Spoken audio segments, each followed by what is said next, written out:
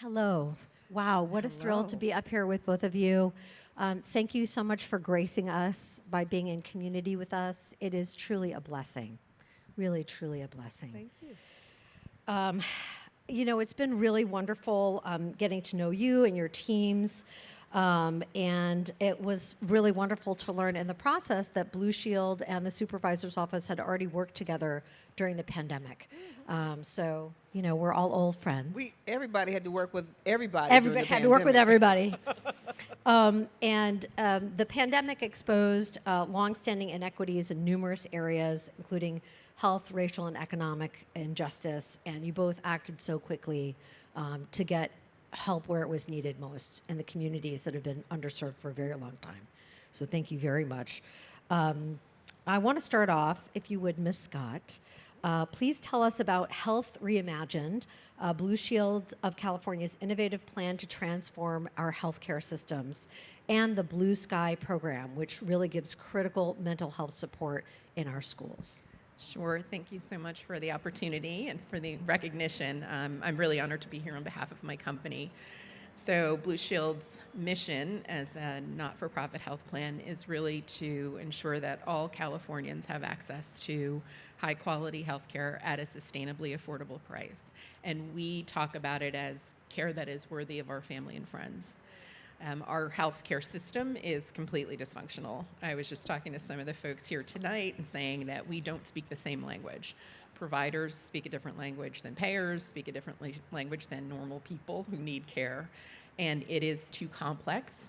And so we have had a long-term strategy that we call Health Reimagined to start with some pilot programs, but to scale them over time, to come up with new ways and new innovative ways to create opportunities for higher quality care in ways that are unique and different. So whether it's different kinds of payment plans, different kinds of partnerships with providers that ensure that their motivation truly is giving more health care focused on the outcomes, not just how many times they see the patient.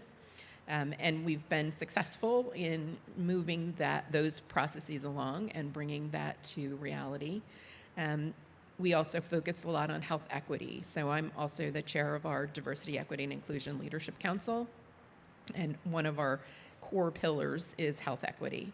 We recognize that there is a disparity in our entire state among people who have access to care and those who do not, and including those who historically have not had access. I mean, if you have a good job with a good corporation, you're probably used to having good health care. And then there's the rest of the world. I'm happy to have with me here today our President and CEO of Blue Shield of California Promise Health Plan, Kristen Surf, who I just think is a fantastic representative of our mission because so many people in the state rely on Medi-Cal, and Promise is our Medi-Cal plan. So Blue Sky, it just really resonated with me, all of the wonderful words of these inspiring young women. We recognize through research that we've done and other research that mental health is the issue for youth. Blue Shield did a Harris poll of 1,300 Gen Z youth, and it turned out that 9 out of 10 of them say that they regularly struggle with mental health issues. So our Blue Sky program is really designed, not unlike the Western Justice Center, to provide resources to youth so that they can help themselves, they can avail themselves of resources. We are funding resources in the schools and online so that they can have more access to mental health care, even as their needs have gone up. Mental illness is the number one hospitalizing cause for youth in California. And even as that soars, the number and availability of mental health professionals has dropped. So part of the Blue Sky program is also to create a pipeline, particularly in underserved communities, where these young people can go on to become healthcare professionals themselves, because we find it's critical that you have culturally relevant healthcare, including mental health care, and that you need to be able to talk to somebody that you really feel understands where you're coming from. So those are a couple of the things that our Blue Sky program is focused on, but it is also focused on helping adults who are in community with these young people recognize the signs of mental health problems and giving them the resources and the tools to direct these young people and to help themselves, so that I think one of the speakers said, the way these young people act out is often sort of demonized, and really it can be a cry for help. So that's pretty much where we are with Blue Sky, and I think it's a wonderful program. Thank you so much. I mean, you can all see why we're so excited to honor Blue Shield. Thank you. Thank you. Supervisor Mitchell, you have been a real leader in helping to create the new LA County Youth Development Department and in establishing a public safety innovation pilot project in our schools. And we're excited. We're hoping some of those schools will actually be some of the schools that we're working with the Dream Centers. Could you talk a little bit about those initiatives and what you feel the importance of restorative justice work is in reimagining how we approach public safety? So thank you for your work. I have to channel Judith Cherlin, who was very good to me as a very young woman early in my career, and just was very good to me. And if you would allow me, I have to start someplace else. So, Althea, Andrea, Natasha, you guys still here? Would you stand up, please? Yes. So, on behalf of all of us here, I'm going to ask for your forgiveness.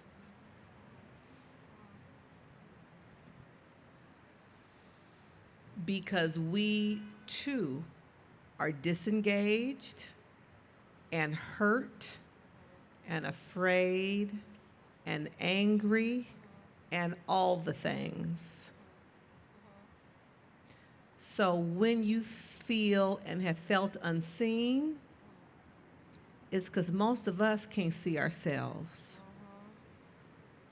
So I'm going to ask for your forgiveness and your grace and your understanding that everybody is going through it, even those of us who are supposed to have it together enough to take care of you. And what we don't have that you clearly have, the three of you, the four of you, is a fire in the belly you showed us tonight.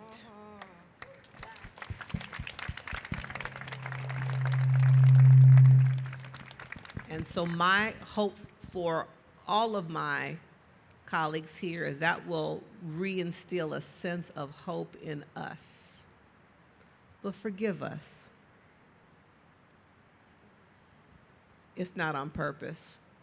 We're hurting too. Okay? So I had to start there. I'm sorry. I joined the county family in 2020. Had a really interesting time in the world. An interesting time to join local government, who was on the front line of providing the basic core elements of survival for far too many Angelenos who rely on the safety net level of government. And so, as a candidate in 2019, people were like, the county, what does the county really do? Well, here comes COVID, and everybody knew what Dr. Barbara Ferrer did, everybody. I'm like, I'm with her, that's the county. And so the programs that you've talked about is really about county government listening to, hearing from community, people who understand their needs acutely, and getting out of our own way as a government, as a bureaucracy, and creating services and programs to meet the needs of people today. This is not my grandmother's LA County. And I say that with great affection because my parents actually met as eligibility workers working for LA County. This is not their LA County. And I'm proud to be on an all-female board. I am proud to look at a $44 billion budget and recognize that we are investing it with a lens of equity. That this is not a divide by 5 equally, because our communities haven't been harmed by 5 equally. COVID ripped the blinders off of those who try to live in denial about how communities live, and that we have what a young organizer I met in the Central Valley referred to as unfinished communities. And I love that term because sometimes we talk about underserved communities, or we refer to communities in such a way that we blame the people who live there for the circumstances in which they're living. And so we're working to finish unfinished communities by virtue of the programs you talked about, through our brand new Department of Youth Development, where we're not waiting until children are in a carceral system to then ride in on our white horse and save them or their communities, but to provide development opportunities on the front end. You've heard the term that the county refers to us ourselves, particularly in our criminal justice work around, care first, jails last.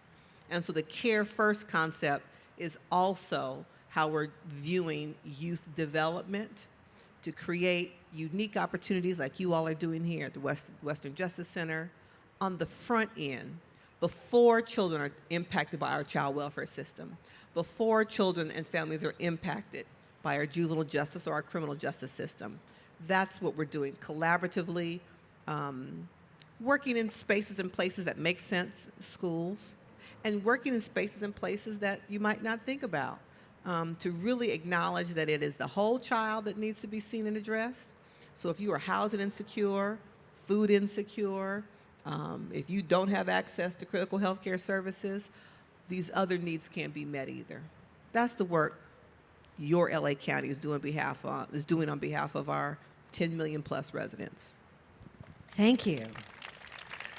We are indeed fortunate. We are indeed fortunate. You know, one of the things we were talking about in putting this evening together was this analogy of a public health system. And when we talk about our work, conflict resolution education, we think of it like a public health system, and that its function is to create wellness and prevent illness. Not just the absence of disease. Right. But wellness. Actual yes. wellness. And I think what we heard was, despite all of the things that our students are dealing with, that reaching toward wellness, that striving of wellness. And yes, the system is also there in terms of crisis when it happens.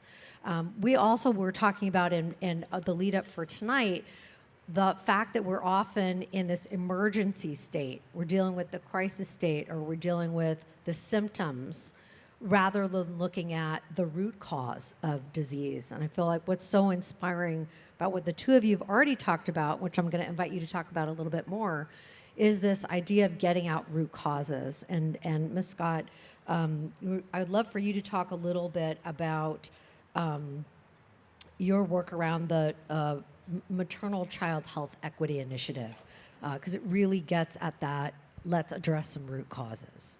Yeah, and I think, most of us have heard in the media that maternal health, particularly Black maternal health, is a very sore point for health equity. And it doesn't matter how wealthy or well-known you are. It is not just an issue of poverty. There are systemic factors that go into this. And it is across the board for women in communities that have been traditionally underserved by healthcare. And so our maternal health equity program is really designed, it started as a pilot with the state in Sacramento and in Los Angeles. And it's designed to support women through the whole perinatal experience. So from pregnancy through delivery and afterwards. And one of the most important things that we've focused on through our community partnerships, using the community centers as hubs for the work, is the stress that women, particularly pregnant women, experience that negatively impact their entire experience and therefore the health of their children. So the children come out behind the eight ball. So the services are being scaled up. Right now, we're offering them in the Bay Area, in LA, in Sacramento, and even in Greater Phoenix to members who are associated with specific employer groups through their insurance. But our objective is to get this across all of our networks throughout California. And we're working now with a group called MAHMEE. It's MAHMEE, and it's a doula service. And so this is available at no cost to those eligible members. And again, we want to get this out to everyone. But it focuses on achieving certain goals, and we've hit some good milestones. So the people who participate, we've had 0 premature births. We've had a significant reduction in cesarean sections. Wow. And we've had great success in doing screenings for postpartum depression. And so we really are looking at this as the first step for the children who are coming along. Because if they start out behind the eight ball, their mothers are stressed, their mothers don't have the care and advocacy they need, then it's kind of all downhill from there. So it's a really exciting program, and as you had mentioned earlier, a lot of different community partners, but all working together to achieve this equity so that women who are in various stages of their pregnancy experience will have the support they need without additional costs, without having to go out of their community or find it themselves. It'll just be right there for them. So that's what we're doing. I know I'm getting like the signal from offside the stage for us, but I want to ask you, Supervisor Mitchell, during your decade of service in the California legislature, you were described as the legislature's moral compass. And in 2020, while still a California senator, Oprah Winfrey named you as a visionary for the Crown Act. And this legislation, as we mentioned earlier, made California the first to ban hair discrimination. In the context of punitive discipline in schools, we see that affecting young black girls and other young women of color and young men. The case that's going on right now in Texas. So I'm wondering if you would talk a little bit about encouraging the next generation to get involved in public life, because you are someone who has really used that platform to push for systemic change. I appreciate that, and it's, the Crown Act, when the governor signed it, it was in fact his first bill signing ceremony after being elected governor, and we were doing national news the day before he signed it, and he got hit up really bad on social media. All the things going on in California, only California, it's trivial, and he got it, and he said, it's not trivial, it's not just about hair, it's about racism. The disproportionate rate at which black women die, maternal morbidity, is about racism. It is about racism. And so I'm proud of the bill because it allowed us to have a conversation about racism and the history of my hair and its difference, and the fact that school policies and workplace policies would dictate the way in which I could choose to wear my hair as the only group of people, looking back post-Reconstruction, where black women were told to cover their hair. So, it's a deeper issue than just me choosing to wear my dreadlocks in the state legislature. And as I tried to educate my colleagues in the legislature, I said, you have never chosen to vote no on a Mitchell budget, the years I carried the budget as Senate Budget Chair, or a Mitchell bill because of my hairstyle choice. And so why is it a indicator of professionalism? Why is it an indicator of a child's ability to be successful in school? So, the Crown Act is one bill of a whole body of work that attempted to elevate and call out racism, sexism, classism, and bring those issues to the forefront unapologetically, and to use my bully pulpit and my power as an elected official, and to bring my full dreadlocked, black, middle-aged, tattooed self to the state Senate with courage. My most recent tattoo says courage on my forearm. Um, to be a voice and to represent and to talk about how policies are designed to either harm or elevate. And I've worked very hard to spend my entire elected career to shine a light on communities that have gone overlooked and to elevate. Amen. Amen.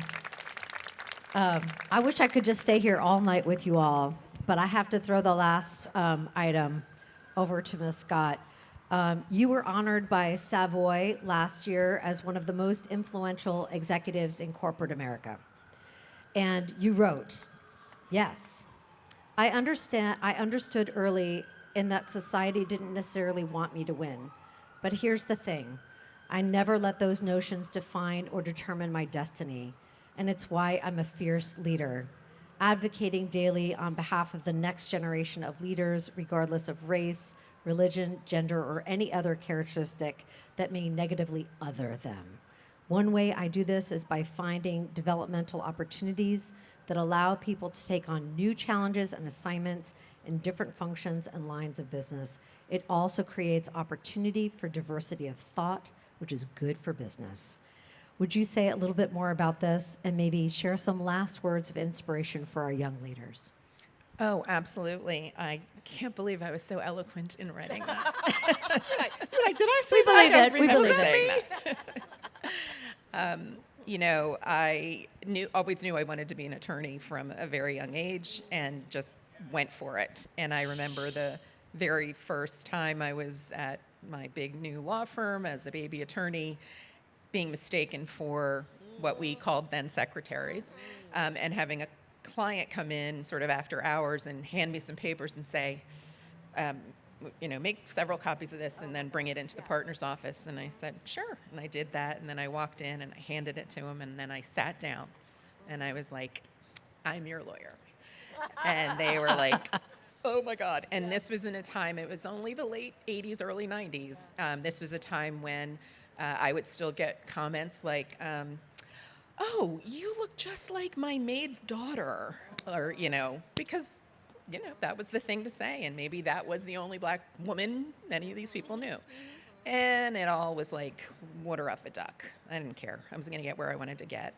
In terms of taking that forward, I've been very privileged. I have been, very fortunate in my career to have great mentors, great opportunities. And I want to open those doors for the people that work for me, some of whom are sitting here. It is important to be generous as a leader when you have this opportunity, when you have this pulpit, to make sure that you are looking behind and down and over and around and saying, how can I help you? What do you want to do? Maybe you don't want to be a lawyer, that's cool, but how can I help you? And that energizes me. I always feel that mentorship and coaching is sort of a two-way street. So I would encourage, the young people here today to be fearless about asking for that from the people that you respect, the people that you are interested in talking to. So many times people come up to me and say, oh, my wife wants to be a lawyer and, would you mind talking to her? And I'm like, yeah, of course. Tell her to call me. And they're really surprised. But I feel like that's my role and purpose. Yeah. Thank you. And Supervisor, any final words from you? I would say to continue to tell your truth. We heard the truth from you tonight. And sometimes you will find that you'll find yourself in circumstances where you think, wouldn't it just be easier if I didn't say that? Like the gentleman talking in that second row back over there. The lady in the front table here kept turning around, so I thought I'd tell him back that she's trying to tell him, shh. But I want, he didn't even hear me still talking. I want them to continue to tell their truth, because sometimes it's easier just, well, I'll let that one slide. They didn't mean it. Oh, everybody will look at me. And you will feel better the next time you look at yourself in the mirror and in your gut, your core, if you stand in your truth every opportunity you can. Tell your truth like you did to us tonight. That's the best piece of advice I could give you. Thank you. Thank you both. I feel like I want to give you a standing ovation. I Thank you so much. Oh, we're going to get a picture.